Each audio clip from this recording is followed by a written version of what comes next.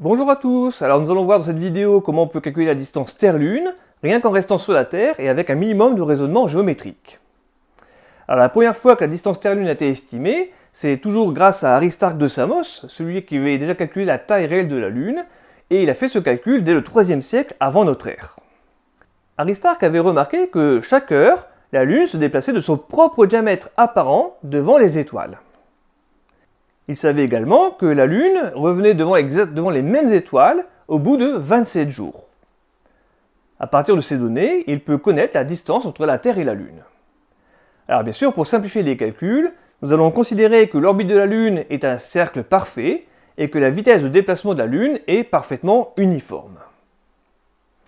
Alors voyons d'abord comment on peut calculer la taille apparente de la Lune sur le ciel. Le diamètre apparent de la Lune est l'angle sous lequel l'observateur terrestre voit la Lune. En effet, on peut admettre que le ciel est un demi-cercle et donc il représente un angle de 180 degrés. Le diamètre apparent de la Lune est donc l'angle correspondant à la partie du ciel qui est cachée par le disque lunaire.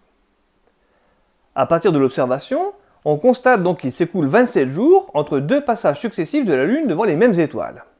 On peut donc en conclure que notre satellite fait le tour de la Terre en à peu près 27 jours.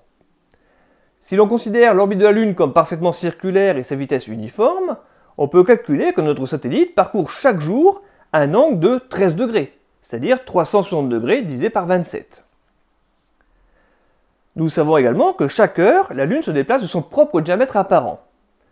Alors comme nous venons déjà de le calculer, la Lune se déplace en 24 heures d'un angle de 13 degrés.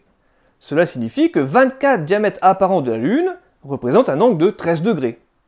Ainsi, le diamètre apparent de la Lune est de 1 demi-degré, c'est-à-dire 13 degrés divisé par 24. Alors que représente un angle d'un demi-degré ? Eh bien c'est tout simplement la taille de la moitié de votre pouce, bras tendu devant vous, comme ça, comme pour faire du stop, en fermant un œil. À ce moment-là, vous faites ça sur le ciel, et vous verrez que vous pouvez cacher la pleine Lune uniquement avec la moitié de votre pouce.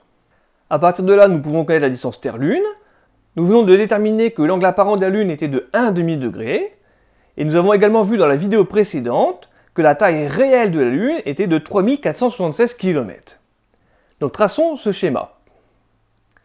Vous remarquez que le triangle ALT est un triangle rectangle en L, dont nous connaissons le côté AL, qui est en fait le rayon de la Lune.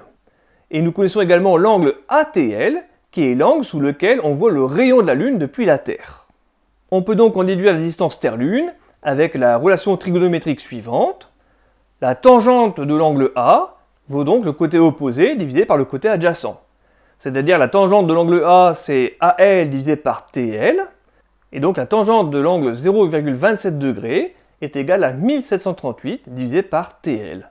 Ainsi, TL mesure 368 812 km.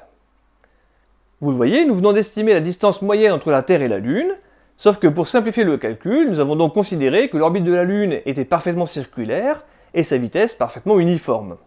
En réalité, la Lune suit les lois de Kepler, c'est-à-dire que l'orbite de la Lune est une ellipse, et donc sa vitesse se change à chaque fois que la Lune se rapproche de la Terre, elle est donc accélérée. La valeur actuellement admise pour la distance Terre-Lune est de l'ordre de 380 000 km, donc on voit que notre résultat est donc plutôt acceptable pour une première approximation.